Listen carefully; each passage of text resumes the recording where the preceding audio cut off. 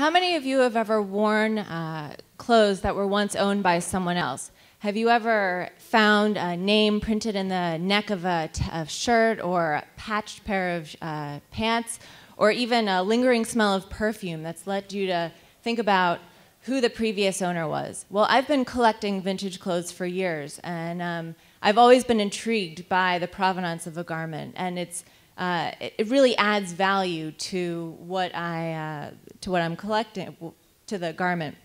And I love the idea of walking around feeling like I'm wearing a story on my back. So I've used eBay to feed my vintage clothing obsession for a while. And occasionally I'll find stories that go a little bit into more detail than what you would normally imagine. And they offer really like a glimpse, or a rare glimpse into the lives of the 88 million users who are on eBay. And they really have piqued my curiosity. So as a result, I started collecting all of these stories, and the outcome is sentimental value. So the majority of eBay is just, it is what it is. You know, you're selling something very basic, in this case, a pair of stockings.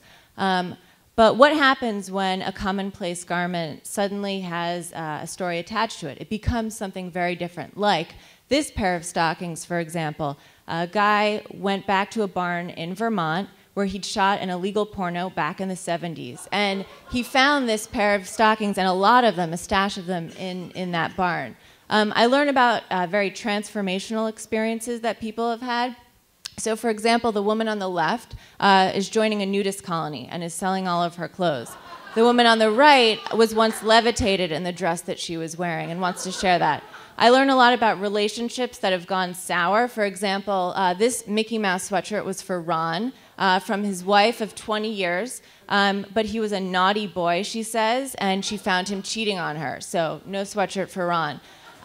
This is a pair of Nike Air Maxes that a guy got in 1995 from his girlfriend. They broke up. She slashed the air pockets with a razor, and it's only now that he's decided to actually get rid of them. And so it's curious, did he have, you know, a difficult time getting over the relationship? I learned about the good old days of going to rock shows, and you get the sense that people are really reluctant to part ways with these shirts, as though they're, you know, parting with their youth in some way and that they're upset by it. I encounter a lot of spiritual experiences that people have had. So this person felt like when they were in the thrift store, they were touched by Saint Michael as they encountered this necktie. And then there are all sorts of mishaps. So this woman was dying for a pair of Uggs, finally got them, and her dog ripped a hole in them. Or this wedding dress, the woman stored it in the dry cleaners for years and years, went back to retrieve it, and they'd been keeping the wrong wedding dress for her. So she has no idea where her other dress went. Then there are times when I just learned something I never knew about, completely new. Like the woman who owned these earrings was the official gift wrapper for the White House during the Eisenhower, Kennedy, and Johnson administrations. Who knew that there was an official gift wrapper? And then there are times when I just have to create my own story because I'm not quite sure what's going on. Like this woman says that she was walking on the beach wearing this dress, a gust of wind blew up and exposed her butt. And I decide that maybe she knew this person who says that they were also at the beach in Miami for a sensual evening. And I decide, like, maybe they hung out together, maybe they knew one another.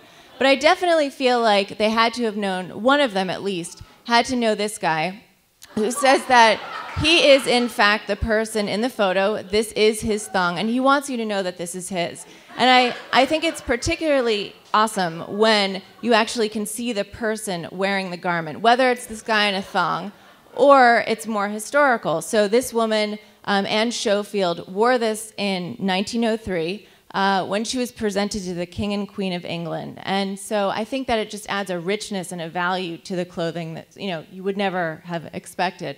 Or something that's, you know, this little baby, Janet Chambers, wore this christening gown in 1916. So, you know, it's really interesting to see them in the garment. But there are times when you can actually imagine the person wearing it, and that frequently happens when it has to do with a celebrity. Like, for example, on the left, you've got a leotard Madonna wore for her Blonde Ambition tour.